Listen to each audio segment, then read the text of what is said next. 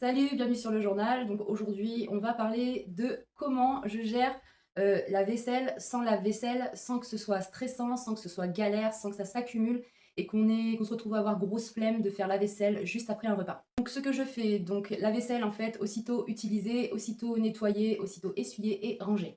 J'applique le ranger en allant pour la vaisselle également. Pour la vaisselle à tremper, donc faut savoir que c'est quelque chose qui n'arrive quasiment plus, mis à part pour les poêles, les casseroles. Donc je mets à tremper, mais je sais que je la laverai au plus tôt possible, ce qui veut dire qu'au prochain repas, à ce moment-là, j'entreprendrai de la laver. Même parfois, je la lave, je refais un petit passage avant pour permettre en fait, le dessous, au-dessous du cramé, de pouvoir permettre à l'autre de pénétrer. Mais sinon, c'est vraiment quelque chose qui n'arrive plus. Donc au niveau des assiettes, des couverts, parce qu'en fait, du coup, plus tôt on lave finalement et moins on a à frotter, à gratter, moins c'est contraignant finalement. Je fais toujours ma vaisselle au fur et à mesure, comme j'ai pu le dire, sauf pour, les ustensiles en fait en cours d'utilisation, au moment où je fais les repas. Je sais en fait, généralement quand je prépare les repas, je prépare, plusieurs repas et enfin je profite pour préparer plusieurs repas, voilà, pour moins galérer, pour une question d'organisation et donc en fait, je garde les ustensiles pour la préparation suivante si je sais que je vais en avoir besoin. Bah, après ça, je les lave aussitôt. Sinon, il y a ma tasse aussi à café, donc je garde du matin jusqu'à 17 heures. À partir de 17 heures, donc à mon dernier café, je la lave. Bien sûr, entre-temps, entre les cafés, finalement, je passe un coup d'eau et je la mets de côté à disposition. Même titre que les verres pour tout le monde. Et les verres, eux, seront lavés que le lendemain matin, en fait. Donc lors de la préparation de repas, en fait, la vaisselle, je la réserve, finalement, je l'accumule dans mon évier et je la réserve durant, le temps de cuisson finalement ou un temps d'attente quelconque lié au repas et donc je lave au fur et à mesure, de façon à ce qu'il ne me reste que les couverts finalement après le repas. Enfin, c'est l'équivalent de 2 minutes 30 de vaisselle quoi, juste après manger. Petite astuce supplémentaire, pour compléter la vaisselle donc d'après-manger, tu peux faire, participer tes enfants finalement pour leur apprendre la vaisselle. Ça, du coup, c'est inspiré de la culture japonaise. En fait, chaque individu gère son couvert finalement après le repas. Et donc, pour ce faire, enfin, moi, ce que j'avais fait, c'est que j'ai coupé une éponge en deux pour leurs petites mains pour que ce soit plus pratique. Et donc, voilà, c'est tout bénef finalement. C'est pas grand-chose, mais ça te libère quand même de quelques tâches en moins. Et puis après, toi, tu n'as plus qu'à laver tes couverts, t'essuies tout, et puis c'est réglé, quoi. Je reste authentique. Je t'avoue qu'on le fait plus actuellement, mais on l'a fait fut un temps. En fait, c'est venu au moment où ma mère avait acheté des assiettes pour chacune. Donc, elles avaient chacune une assiette différente, des couverts aussi différents. Et donc, du coup, j'avais entrepris à ce moment-là, je sais plus si j'avais vu dans une vidéo ou dans un livre, mais j'avais entrepris à ce moment-là. Là, c'est vrai qu'elles le font plus actuellement. Je leur demande plus grand-chose parce que j'ai pas, j'ai pas vraiment la force, mais je pense que c'est quelque chose que, vu que là j'en parle, je pense que c'est quelque chose qu'on va remettre en place. C'est pas énorme, puis même pour elle, pour gagner en autonomie, c'est quand même mieux, quoi. Pour le matériel utilisé, rien de plus que toi finalement, juste une éponge, normale quoi, je veux dire avec le côté grattoir. Un grattoir vert, donc c'est juste le grattoir, c'est juste le grattoir finalement. Donc j'ai ça en plus parce que je trouve que c'est beaucoup plus, performant, on va dire, que le grattoir qu'il y a sur l'éponge, parce qu'en fait, il s'use beaucoup plus avec le temps. Surtout que moi je fais ma vaisselle qu'avec cette partie-là. Donc niveau produit vaisselle, je prends le premier prix. Alors je sais pas si je vais rester là-dessus. C'est que je suis beaucoup dans cette phase d'économie actuellement. Mais je sais pas trop si je vais rester là-dessus parce que je trouve qu'il ne mousse pas des masses et que la mousse reste pas dans l'éponge. Donc au niveau du confort, c'est pas fou. Et je sais pas si au niveau économie, c'est fou aussi. Donc je réfléchis à ça. Après, il y a torchon, hein, comme tout le monde. Et puis serviette éponge, en fait, usagée finalement. Enfin, je sais que beaucoup utilisent des microfibres, mais moi j'aime beaucoup les grosses serviettes en fait. Serviette éponge, donc toutes mes vieilles serviettes éponges servent à essuyer. Je trouve que ça absorbe bien l'eau et voilà, je trouve ça pratique en fait, pour le ménage. Quoi d'autre? Tout à l'heure, j'ai utilisé, du vinaigre, de l'eau et du vinaigre pour pouvoir, décaper une poêle. Il y avait, voilà, des saucisses qu'on grillait dessus et du coup, il me fallait un décrassage vraiment en profondeur et donc du coup, j'ai utilisé du vinaigre, du bicarbonate et puis, mon éponge verte pour gratter. Et j'ai aussi sauvé, une poêle, plus ou moins, on va dire, une poêle à crêpes. En faisant comme ça, j'avais peur de retirer parce qu'il y avait une espèce de couche de gras. Alors je sais pas d'où ça venait cette couche de gras, je sais pas si j'ai fait cuire de la viande dedans, malencontreusement. Mais du coup, ouais, j'avais une espèce de pellicule, collante en fait et du coup, je pouvais plus faire mes crêpes derrière et donc c'est ce que j'ai fait avec du vinaigre et du coup, j'ai pu enlever cette pellicule, qu'avec le vinaigre et le bicarbonate et ça a super bien marché et j'ai pas l'impression que ça a abîmé l'adhésif puisque, je peux continuer à cuire mes crêpes dedans. Ouais, et du coup, là, je suis sur le montage et je me rends compte que j'ai oublié de dire quelque chose. Donc, c'est au niveau du matériel, c'est pareil, sur mon égouttoir, au niveau de mon égouttoir. Au niveau de mon évier, en fait, j'ai pas d'égouttoir. Je trouve ça contraignant, en fait, parce que, entre les rainures, en fait, il y a toujours, du calcaire et de la crasse, en fait, qui s'accumule et ça, c'est quelque chose à entretenir. Et du coup, je fais le choix de pas avoir d'égouttoir. Clairement, j'en ai pas besoin. De toute façon, j'ai quand même, finalement, j'ai, 2 bacs à mon évier et puis j'ai aussi, une espèce de surface plate pour, ou plane, je sais pas comment on dit, pour pouvoir, mettre la vaisselle. Mais de toute façon, jamais vu que je fais pas de grosses vaisselles, je n'ai pas besoin de l'égouttoir. Je pose directement ça comme ça, j'essuie tout de suite après et je range. Et donc on va rester dans le matériel, mais finalement je n'ai plus aucun surplus d'ustensiles, de couverts, de poêles, tout ça. J'ai plus de surplus en fait, je suis vraiment minimaliste, là-dessus et du coup ça aide aussi le fait d'être minimaliste, ça aide à appliquer cette méthode-là finalement parce que sinon on se retrouve vite sans couvert et du coup, ben, on est toujours finalement obligé, même si à un moment donné tu te dis: «Bon vas-y flemme et tout», bah finalement, tu as tellement peu de couverts que finalement tu seras obligé de laver pour pouvoir en avoir. Et sinon dans la mesure du possible, ben, j'essaye de mettre ma vaisselle, au plus près de mon évier. Surtout en fait, bon je fais comme je veux parce que finalement c'est par rapport à l'agencement et pas de mon ressort, hein. Je suis en location et les meubles étaient déjà là en fait, quand je suis arrivée. Mais du coup, c'est vrai que sur cette partie-là, donc là, il y a mon évier, sur cette partie-là du meuble, j'ai tout ce qui est, assiettes, verres, tasses, tous les petites enfin les petites assiettes à dessert, les et voilà. Et puis dans cette partie-là, en fait, j'ai toutes les boîtes parce que vu que c'est des meubles en hauteur, bah, en fait, j'ai mis que du léger. Donc là, c'est des boîtes, finalement tupperware qui sont là.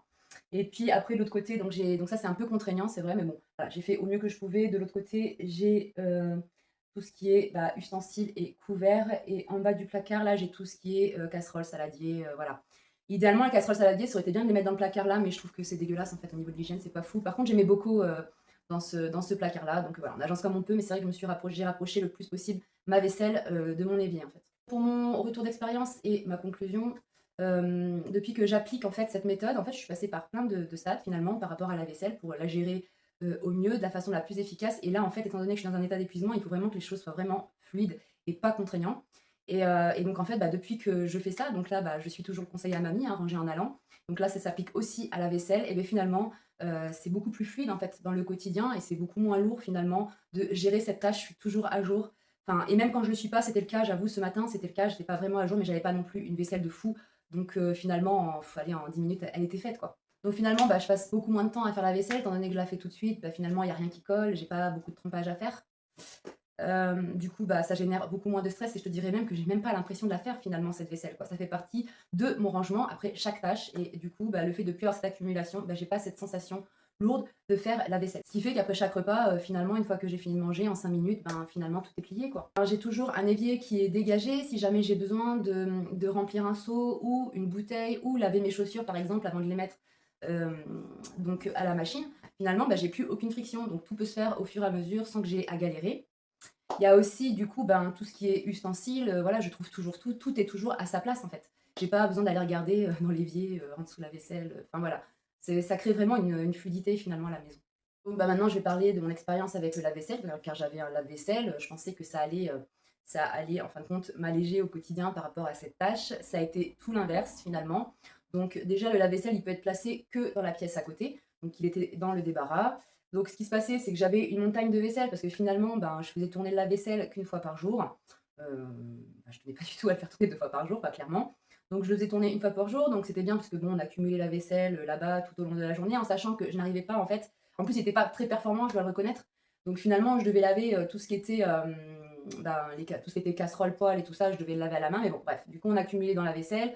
Je faisais tourner la vaisselle au soir et puis le matin, bah, j'avais la montagne de vaisselle finalement à essuyer. Étant donné que c'était là-bas et beh, je devais en fin de compte pour éviter les allers-retours, je devais essuyer et accumuler, dans une bassine, c'était une bassine à linge, plastique là et puis après, bah, venir ici tout ranger. Enfin franchement quand on fait le calcul, clairement, enfin pour moi c'était une perte de temps. J'estime que là actuellement en lavant, au fur et à mesure finalement, j'y passe pas tant de temps que ça. J'avoue que je calcule pas mais en fait j'ai même pas cette sensation de devoir gérer cette vaisselle quoi, clairement. Ah oui, puis, je parle pas aussi enfin, voilà, on peut y ajouter aussi, la contrainte du nettoyage en plus, du lave-vaisselle ainsi que le nettoyage régulier du filtre. Et puis je sais pas si je l'ai dit, je crois que je l'ai dit, peut-être que je vais radoter, mais cette montagne de vaisselle que j'avais quoi finalement, enfin j'avais besoin de tout doubler, tous les ustensiles, mes casseroles, mes machins. Enfin encore les casseroles non parce que du coup je les lavais ici, mais au niveau de la vaisselle, j'avais une vaisselle monstre finalement à gérer. À une époque et d'ailleurs c'est très récent je dirais même, en fait, je faisais pour des raisons économiques parce que je suis un peu frugaliste on va dire, pour des raisons d'économie d'eau finalement, j'accumulais la vaisselle donc il y avait la vaisselle du petit déjeuner, du repas, du déjeuner, du goûter, et généralement déjeuner passé avec, la vaisselle du midi, goûter passé avec, la vaisselle, du dîner quoi et du coup, ce qui faisait que j'avais pas mal de vaisselle à faire donc j'aimais bien parce que du coup, c'est vrai que ça me faisait faire des économies d'eau. Seulement, ben, comment dire? J'avais cette montagne de vaisselle à faire après les repas et franchement, ça pouvait être, franchement décourageant. C'était beaucoup de temps à passer finalement, j'en avais entre, 30-40, 40 minutes quoi de ménage finalement après le repas et donc je trouvais ça lourd et j'avais pas tout le temps envie. Du coup, j'étais pas toujours à jour et c'est vrai que le soir lorsqu'on mangeait, plus tard, enfin il arrivait qu'on mangeait tard et franchement le soir je me disais: «Oh flemme, c'est bon ça attendra demain et tout». Puis finalement je me levais le lendemain matin, j'avais une montagne de vaisselle à faire, enfin c'est parfait pour foutre ta journée en l'air, enfin pour comment dire? Pour avoir cette sensation de pas te lever du bon pied quoi, finalement. Bref, du coup, ben, depuis que je fonctionne comme ça, ben, franchement, je me fais plus du tout chier avec la vaisselle. Elle me fait plus chier du tout et je dirais même que lorsque je la fais, je prendrai même plaisir à la faire. Enfin, je prends même plaisir à la faire. Franchement, c'est vraiment, la méthode du feignant, je pense.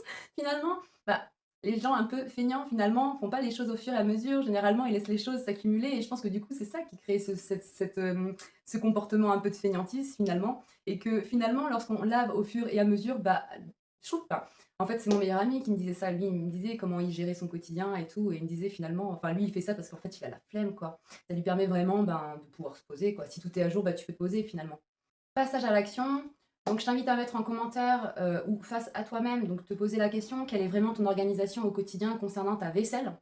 Te poser ensuite la question, est-ce que cette organisation me convient ou est-ce que j'ai une carte à jouer finalement pour m'économiser, gagner en énergie et me libérer du temps et avoir cette sensation d'être toujours à jour?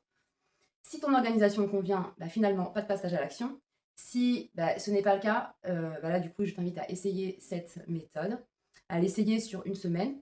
Et puis, bah, disons qu'à la fin de la semaine, faire le point par rapport à cette méthode-là, savoir si vraiment elle te convient, enfin faire un retour d'expérience, te faire un retour d'expérience face à toi-même ou en commentaire, peu importe. Mais voilà, te poser la question, est-ce que bah, finalement cette organisation me convient? Est-ce que bah, je l'ai bien tenue toute la semaine? Ou est-ce que ben, je prolonge encore une semaine pour, ben, en me donnant comme objectif de bien tenir cette organisation et puis après te refaire. Enfin voilà, après à toi de faire le point en fin de semaine en te demandant si tu continues ou si tu repars sur ton ancienne méthode. De toute façon, je te laisserai toutes ces questions dans la barre des commentaires. Donc tu auras juste à aller voir dans la barre des commentaires pour voir ces questions et y répondre. Donc, cette vidéo prend fin. J'espère qu'elle t'a plu, j'espère qu'elle t'aura aidé. Si c'est le cas, pouce, abonne-toi, pour toi ça coûte rien, pour moi c'est moteur pour la suite. J'ai déterminé que je ferai 2 vidéos par semaine, donc il y en a une qui sort le lundi 16h30 et jeudi 16h30. Donc voilà, je te donne rendez-vous à ce moment-là.